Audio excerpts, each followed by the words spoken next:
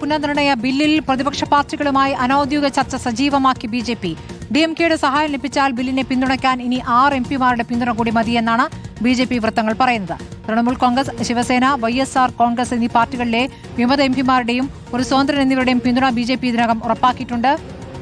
വിവരങ്ങളുമായി ആദിൽ പാലോടുണ്ട്. അതിലിപ്പോൾ അനൌദ്യോഗിക ചർച്ച ഏതൊക്കെ കക്ഷികളുമായിട്ടാണ് ഇപ്പോൾ നടക്കുന്നത്?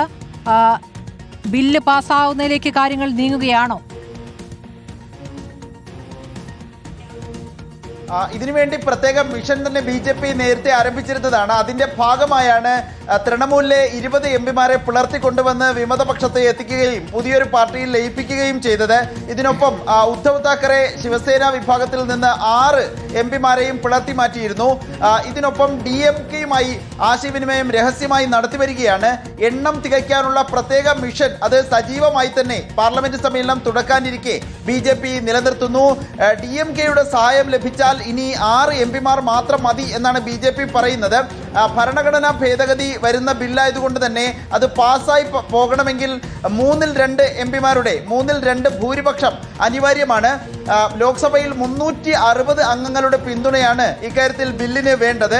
293 എംപിമാർ NDA-ക്ക് ഉണ്ട്, 20 തൃണമൂൽ വിമതരുണ്ട്, 6 ശിവസേന വിമതരുണ്ട്, 4 വൈ.എസ്.ആർ കോൺഗ്രസിന്റെയും ഒരു സ്വതന്ത്രന്റെയും പിന്തുണ ബി.ജെ.പി. ഇതിനോടകം ഉറപ്പാക്കി കഴിഞ്ഞിട്ടുണ്ട്.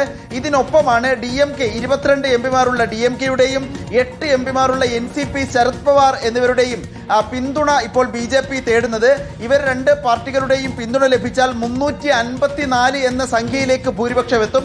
ഇനി 6 എംപിമാരുടെ മാത്രം പിന്തുണ ലഭിച്ചാൽ ബില്ല് പാസ്സാക്കിയെടുക്കാൻ കഴിയുമെന്നാണ് ബി.ജെ.പി. കരുതുന്നത്. ഏതായാലും വളരെ നിർണായകമായ അപ്രതീക്ഷിതമായ ചില നീക്കങ്ങൾ ഉണ്ടാകാൻ സാധ്യതയുണ്ട് എന്നാണ് ബി.ജെ.പി. നേതാക്കൾ അടക്കം പറയുന്നത്.